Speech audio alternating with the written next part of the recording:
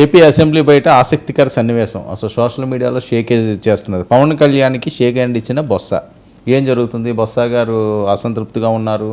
ఆయన ఉత్తరాంధ్రకు పరిమితం చేయకుండా వేరే ప్రాంతానికి తీసుకెళ్ళిపోయారు. బొత్స జనసేనలోకి వెళ్ళిపోతున్నారని పెద్ద ఎత్తున ఆ మధ్యన కామెంట్స్ వచ్చినాయి.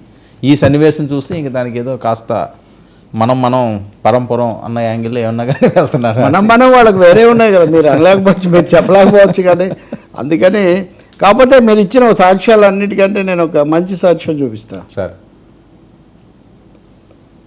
బొత్స పవన్ కళ్యాణ్ గారి విజువల్ ఏంటమ్మా? బొత్స పవన్ కళ్యాణ్ నిన్న అసెంబ్లీలో చాలాసేపు ఒక విధంగా శాసనసభలో విశాఖ ఉక్కు మీద వాళ్ళ మధ్య హోరాహోరీగానే అది జరిగింది. అసలు రోజు కూడా వీళ్ళు అసెంబ్లీకి రావట్లేదు కాబట్టి బొత్స అక్కడ చేసే గొడవే కదా మనం చూస్తున్నాం. కానీ చాలా ఆశ్చర్యం ఏమంటే వాళ్ళ పత్రిక చూస్తే మొదటి పేజీ మొత్తంలో ఎక్కడ ఈ శాసన మండలి అనే ఒక్కటి కూడా లేదండి. Can you imagine? మీరు అసెంబ్లీకి రావడం లేదు, శాసన మండలి మాత్రమే జరుగుతుంది. శాసన మండలిలో ఒక్కొక్క సమస్య మీద చాలా హోరాహోరీ పోరాటాలు, ఇటు పవన్ కళ్యాణ్, లోకేష్ వీళ్ళందరూ పాల్గొంటున్నారు. మరి ఎందుకని వాళ్ళ పత్రికలో ఈ కౌన్సిల్ దీనికి ప్రాధాన్యత ఇవ్వడం లేదు? హజ్ యాత్రది ఒకటి ఇచ్చారు తప్ప బొత్స లేకపోతే అసెంబ్లీలో ఇది చూశాను నేను. అందుకే నేను దానికి కంటిన్యూషన్ చెప్పబోతుంది. కౌన్సిల్లో నిన్న వీళ్ళిద్దరికి జరిగిన వాదన తర్వాత బొత్స చాలా లౌక్యుడు, సీనియర్ నాయకుడు కదా. రాజశేఖర రెడ్డి నుంచి ఆయన కుమారుడు వరకు అన్ని వ్యవస్థల్లో కొనసాగుతున్న వ్యక్తి. ఎవరో అన్నారు అసెంబ్లీకి గెలవలేదు కానీ గెలిచి ఉంటే ఇంకొంచెం డిఫరెంట్గా కూడా ఉండేదేమో పొలిటికల్ సీన్ అనే పద్ధతిలో కూడా ఎవరో అంటూ ఉన్నారు. అందుకని Botsa is not very happy person. ఆయన కౌన్సిల్లో కూడా ఆయన ఒక పరిధి మించి వెళ్ళలేనంత కొంత అసంతృప్తిగా ఉన్నారు అనే మాట కూడా సన్నిహితులైన వాళ్ళు చెప్తున్నారు. ఇంకోటి పవన్ కళ్యాణ్కు పాజిటివ్ జెస్చర్ పంపాలని కూడా ఆయన అనుకొని ఉండాలి. ఎందుకంటే చొరవ తీసుకుంది ఆయనే. ఒకటండి, రాజకీయాల్లో ప్రత్యర్థులుగా ఉన్నంత మాత్రాన కరచాలనాలు చేసుకోకూడదు, ఆలింగనం చేసుకోకూడదు అని ఏం లేదు. దురదృష్టవశాత్తు మన రాజకీయాలు ఆ విధంగా తగలడ్డాయి. కానీ చాలా అగర్భ శత్రువుల లాంటి రాజకీయంగా చంద్రబాబు నాయుడు, రాజశేఖర రెడ్డి ఆప్యాయంగా ఉన్న ఫోటోలు మనం చూస్తాం. కాబట్టి ఎల్కే అద్వానీ హోంమంత్రి అవగానే చేసిన మొదటి పని చనిపోయిన నంబూదిరిపాదకు జోహార్లు అర్పించడానికి అక్కడికి వెళ్ళాడు.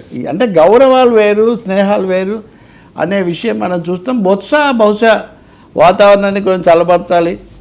రెండవది పవన్ కళ్యాణ్కు ఒక పాజిటివ్ సిగ్నల్ పంపాలని ఆయన అనుకొని ఉండాలి. ఆ ఇద్దరు కూడా లౌక్యులు కాబట్టి దాన్ని సాగదీయకుండా ఫోటో సీన్ వరకు ఇచ్చి దాన్ని ముగించారు.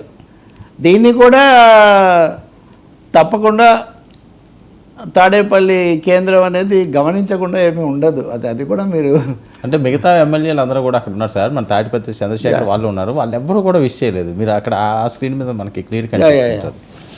అదిగో చంద్రశేఖర్ అతను అంటే ఈయన లీడర్ ఆఫ్ అపోజిషన్ సీనియర్, ఇటువైపు వెళ్ళిపోతా ఆయన దగ్గరికి వెళ్ళాడు. ఆయన కూడా వెనక కొంచెం పెద్దిరెడ్డి గారు వెళ్ళిపోతున్నారు సైలెంట్గా.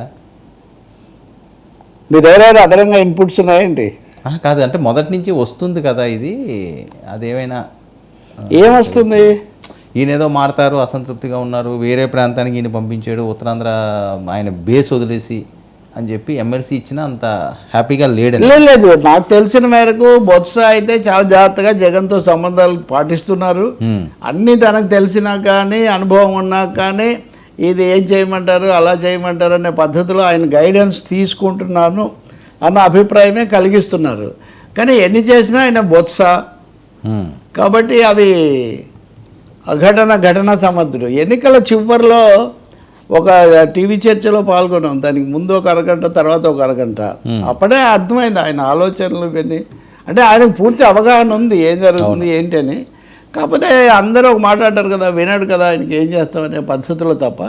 బట్ బొత్స అయితే బ్రిడ్జులు తలుపులు మూసుకోకూడదని నమ్మేటటువంటి ఒక మనిషి. ఆయన తలుపులు అయితే తీసే ఉంటాయి.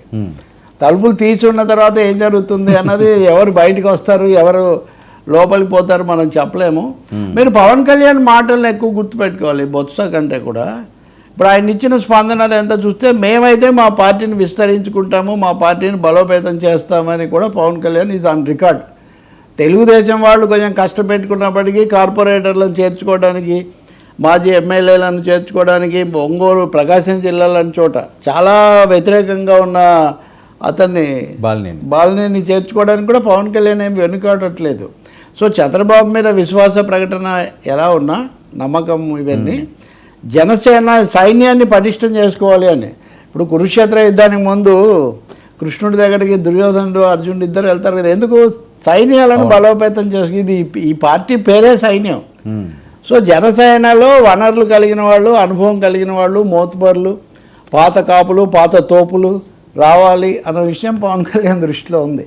అయితే ఈ ఒక్కదాన్ని బట్టి మనం నిర్ధారణలకు రాలేము. కానీ బట్ ఒకటి కదా, జగన్మోహన్ రెడ్డి మాట్లాడుతున్న తీరు, వైసీపీలో ఆయన దగ్గరగా ఉన్న వాళ్ళు మాట్లాడుతున్న తీరుతో పోలిస్తే బొత్స ఈరోజు చేసిన దాని ద్వారా చర్చలు కూడా జరిపాట. ఏది పిఎస్సి అంశాల మీద కూడా ఆయన మాట్లాడాడు. So let we reach out అనే దానికి కొంచెం సిద్ధపడుతున్నట్టు ఉంది. మండలిలో కూడా అంటే మంటలు లేపడం ఎట్లా ఉన్నా బిల్లులన్నీ దాదాపు ఆమోదం పొందుతున్నాయి. మీరు చూడండి, మాకు మెజారిటీ ఉంది కదా అని వాళ్ళు బిల్లులను ఏదో ఇబ్బందులు పెట్టట్లేదు. లెజిస్లేటివ్ బిజినెస్ సాఫీగా సాగిపోవడానికి కూడా సహకరిస్తూ ఉన్నారు. తప్పదు కదా సార్, ఇంక పవర్ అట్టు ఉన్నప్పుడు.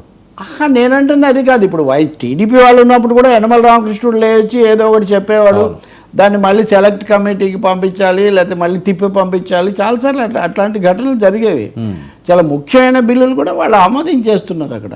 అంటే నేను ఇక్కడ చెప్తుంది ఏంటంటే, నాయకుడిగా ఉన్నటువంటి బొత్స తీసుకుంటున్న వైఖరి అని నేను చెప్తుంది. ఒక బీ రియలిస్టిక్ అని.